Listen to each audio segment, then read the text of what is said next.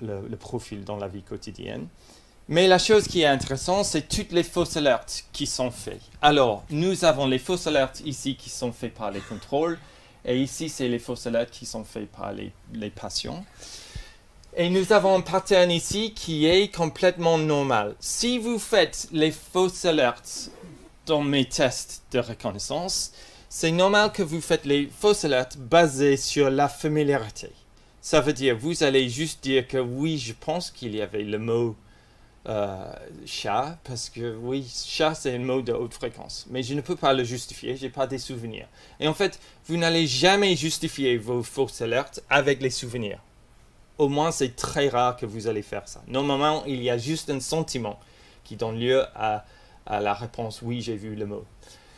Mais vous n'allez pas faire ça pour les mots de basse fréquence comme baïonnette, parce que baïonnette, c'est un mot qui est tellement bizarre que ça va générer des souvenirs. Ça veut dire que c'est quelque chose qui a un haut niveau de distinctivité et comme ça va déclencher les processus de remémoration. Et c'est un peu bizarre de dire qu'on a vu le mot parce qu'on le trouve familier, parce qu'en fait c'est bizarre de rencontrer ce mot. C'est pas un mot qu'on voit tout le temps. En gros, nous avons beaucoup de fausses alertes dans nos patients, mais ça suit exactement le même pattern. Ça veut dire ils vont penser que les mots de haute fréquence sont les mots qu'ils ont déjà vus. Alors, pour aller plus loin, on peut aussi demander, et maintenant ça c'est les données justes pour les patients, on peut aussi demander aux patients de justifier leur réponse. Et en fait, comme ça, nous avons maintenant les justifications comme « je me souviens » et ici c'est familier, « je me souviens », c'est familier. Et le profil que nous avons ici, c'est un peu comme nous avons beaucoup plus de familiarité que la remémoration. Et ça, c'est comme nous. Mais la chose qui est intéressante pour ces personnes, comme j'ai dit, quand il dit qu'il pense qu'il a déjà fait l'interview pour la radio, il le justifie avec leur rappel, entre guillemets, des informations. Alors, ce n'est pas juste une sensation de familiarité, ou au moins, et ça, c'est ça que je vais me présenter, c'est la familiarité qui entraîne la récupération des informations. Je vais expliquer. Alors, l'autre façon de faire la même chose, c'est avec une analyse différente. Maintenant, nous avons chez les contrôles les proportions de reconnaissance correctes quand nous avons fait une justification type R. Et ici, c'est une justification type F. Ça veut dire ici, on dit que oui, j'ai bien vu le mot pipe parce que je me souviens bien, blablabla. Bla, bla. Et ici, c'est juste non, j'ai la sensation que j'ai déjà vu le mot. Et en fait, si on analyse ces données, on trouve que, et ça c'est plus ou moins normal, ici on n'est pas différent du hasard. Ça veut dire, on n'a pas une reconnaissance qui est basée sur la familiarité qui est correcte. Pour les patients, on a autre chose. Ici, déjà, en fait, pour la remémoration, c'est pas tout à fait bien pour savoir si c'est une bonne réponse ou pas. Ça veut dire ici, 63% des fois où il dit que oui, je me souviens, il donne la bonne réponse.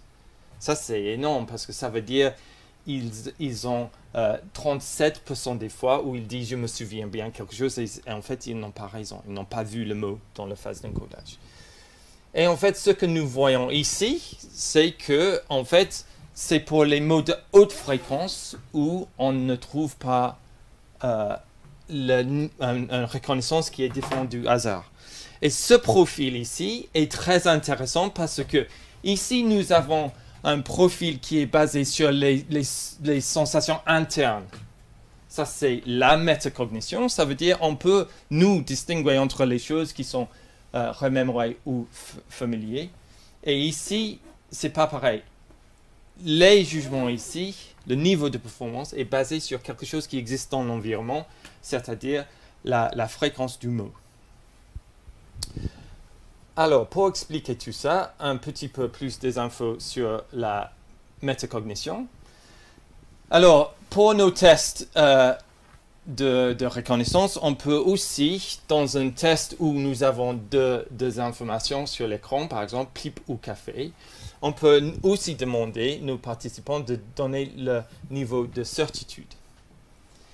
Et ça, c'est un paradigme que nous utilisons souvent dans la métacognition. Alors, on fait tout d'abord, on fait la décision si c'était pipe ou café que nous avons vu dans la liste initiale, et après, on donne notre niveau de confiance. Et on peut examiner la relation entre la confiance et la performance, ce que nous pouvons faire avec une corrélation. Et moi, j'utilise une corrélation non paramétrique pour le faire.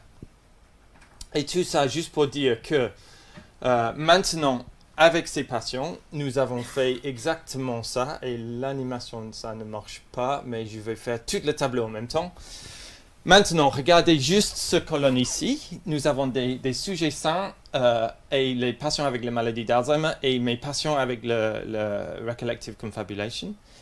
Et nous avons ici un niveau de performance qui est égal dans ces deux groupes. Alors, c'est altéré, c'est inférieur à la norme, mais ça c'est connu dans la maladie d'Alzheimer. Mais ici, nous avons notre corrélation entre les prédictions de performance et la performance. Et là, nous voyons ici qu'il n'y a pas une relation. Ça veut dire que ces patients ne sont pas capables d'estimer le niveau de performance en utilisant le niveau de confiance. Et ça, ce n'est pas le cas même pour la maladie d'Alzheimer. En fait, ils sont intacts. Ils arrivent de donner le niveau de confiance, même s'il y a un niveau de performance qui est altéré. Alors, ça, c'est la différence entre ces patients et les personnes avec la maladie d'Alzheimer. Alors, pour expliquer comment ça arrive, il y a un stimulus dans l'environnement, et ça, c'est un modèle, ça, c'est notre modèle de comment ces choses fonctionnent. Et nous pouvons trouver ce stimulus soit familier ou pas. Et en fait, la familiarité, ça va déclencher les processus métacognitifs pour essayer de récupérer pourquoi cette personne dans le tram est familière, par exemple. Et en fait, tout ça, c'est un traitement métacognitif. Et c'est comme ça qu'on croit que la mémoire humaine est organisée. Ça veut dire, dans ce traitement métacognitif, et la relation entre ces deux choses ici, c'est bien système de représentation ici et un système d'interprétation qui est ici. Et ce qui arrive chez ces patients, en fait, ils ont la familiarité déjà qui est quasi constante, mais ce n'est pas que ça qui donne le problème. En fait, pour eux, le problème, c'est que normalement, c'est barré. Mais l'animation, ça ne marche pas. En fait, le problème, c'est qu'il y a un manque de métacognition. Il n'y a pas un recul. Il n'y a pas la capacité de réfléchir sur la familiarité quasi constante pour rejeter la familiarité quasi constante. OK. Alors, ça, c'est super intéressant. Mais en fait, ce n'est pas... j'espère que c'est super intéressant. Mais pour moi, c'est super intéressant. Ce n'est pas le déjà vu. Et ça, c'est la première chose à dire. Alors, le déjà vu, maintenant. Le déjà vu, nous avons les définitions pour le déjà vu qui sont un peu différentes. Voici les deux définitions préférées du déjà vu dans la littérature. Nous avons deux idées dans les deux définitions. Nous avons tout d'abord une sensation de familiarité. Et nous avons en même temps, la deuxième chose, c'est la connaissance que la sensation est fausse. Et nous avons ici l'idée d'un objectif et subjective évaluation. Et ici, nous avons l'idée que c'est inapproprié. Ça veut dire, dans le déjà vu, on est capable de faire deux choses. Simultanément, il y a la sensation de familiarité, mais la connaissance que la sensation est fausse. Il y a plusieurs définitions qui existent, mais c'est une définition qui est critique et je vais rapidement montrer pourquoi ça c'est important. Mais ici, la deuxième condition, ce n'est pas rempli avec mes patients, avec le déjà vu quasi constant. Parce qu'en fait, ils font beaucoup des fausses alertes et en fait, ils se trompent. Ils pensent pour le vrai que le moment a déjà répété. Quand vous avez le déjà vu, c'est pas pareil. Dans le déjà vu, comme pour moi par exemple, j'ai eu le déjà vu à New York, c'est la classe. Première fois je suis allé à New York, j'ai trouvé un lieu qui était vraiment, vraiment familier, mais en même temps, il a la connaissance que c'était la première fois que je suis allé à New York. Alors, pour moi, c'est ça qui est dans le déjà vu. C'est pas que j'étais à New York comme mes patients qui pensent que c'est ennuyeux le New York, je l'ai déjà fait. C'est pas ça du tout. J'ai ces deux sensations en même temps. Et c'est ça qui est critique. Alors, comme ça, le déjà vu, ce n'est pas un faux souvenir. Ça, c'est un petit tableau de grands classiques analytiques d'IRM que je ne vais pas expliquer maintenant. Mais le déjà vu, ce n'est pas un faux souvenir. Et dans la psychologie expérimentale, on peut donner des faux souvenirs aux personnes. C'est pas très intéressant. Le déjà vu, ce n'est pas avoir un faux souvenir. Et ce n'est pas non plus le boucher dans le bus. Le boucher dans le bus, c'est la sensation que nous avons dans le tram, par exemple, mais ici c'est le boucher. Si on voit notre boucher dans le bus, normalement il n'est pas habillé comme ça avec la viande, mais si on voit notre boucher dans le bus, ça provoque une sensation de familiarité très forte, pendant qu'on cherchait la raison pourquoi on connaît cette personne. Ça veut dire, si on identifie tout de suite que c'est le boucher, on va dire « Bonjour monsieur le boucher » et en fait, ça ne déclenche pas la familiarité. C'est ça qui est intéressant. Mais si on voit le boucher comme ça et on n'arrive pas à dire que c'est le boucher, on va trouver le visage tellement familier et souvent c'est très frustrant. En même temps, si on voit le boucher dans sa boucherie, tout est bien dans le monde et à nouveau, on ne rentre pas dans la boucherie et pense « Ah oui, là, la familiarité pour cette tête ». En fait, il y a une relation entre le contexte et la familiarité pour la personne. Mais ça, ce n'est pas le déjà vu non plus parce que au moment d'avoir la familiarité pour le boucher qui est hors de son contexte, on va avoir la sensation que « Ouais, maintenant j'ai besoin de chercher pourquoi je connais cette tête ». Et en fait, c'est comme une recherche dans la mémoire qui est motivée par la familiarité. Juste pour être complètement clair, ça c'est le déjà vu. Et dans le déjà vu, c'est les choses comme je visite un endroit comme ça, je le trouve familier, mais en même temps, je sais bien que c'est la première fois que je suis allé en Écosse. Rapidement, parce que ça m'intéresse, peut-être vous avez entendu parler des mythes de déjà vu comme c'est une perturbation de système visuel. Il y a les sites web qui disent que c'est les informations qui entrent dans un des yeux avant l'autre. Mais ça ne marche pas parce que c'est pas uniquement visuel. Il y a des personnes aveugles qui ont le déjà vu.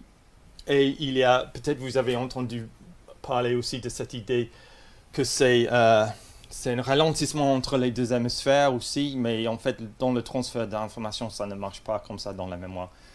De toute façon, mais en fait, même dans les années 60, Penfield, il a montré que ça ne marche pas tout à fait comme ça. Et en fait, il a même dit que le déjà vu s'est produit juste dans un des hémisphères et pas l'autre. Quelque chose qui n'est pas confirmé. Mais, maintenant, pour expliquer comment ça arrive, moi, je vais présenter maintenant un modèle que j'ai aidé à développer, mais toute la partie empirique, c'est fait par Akira Okona. Et Akira, il était mon étudiant en thèse. Et comme tous les meilleurs étudiants en thèse, il a fait son meilleur travail après travailler avec moi. Et voici quelques de ses deux meilleures expériences à mon avis. Alors, lui, il a dit que c'est la familiarité plus le conflit qui donne le déjà vu. Et je vais faire ça assez rapidement, mais j'espère que ça sera suffisamment clair. Il a fait un test qui est un grand classique dans la mémoire pour induire les faux souvenirs. Et en fait, ce qu'il a dans cette première phase, c'est une liste des mots qui sont reliés. Et c'est les mots comme fatigué, dodo, rêve, couverture, oreiller, lit, etc. Plein de mots comme ça sont un mot critique. Et le mot critique dans cette liste que je n'ai pas dit, c'est sommeil. Ok? Ça veut dire que c'est une liste qui sont toutes reliées avec le mot sommeil, sauf le mot sommeil. Et en fait, en gros, si on fait les tests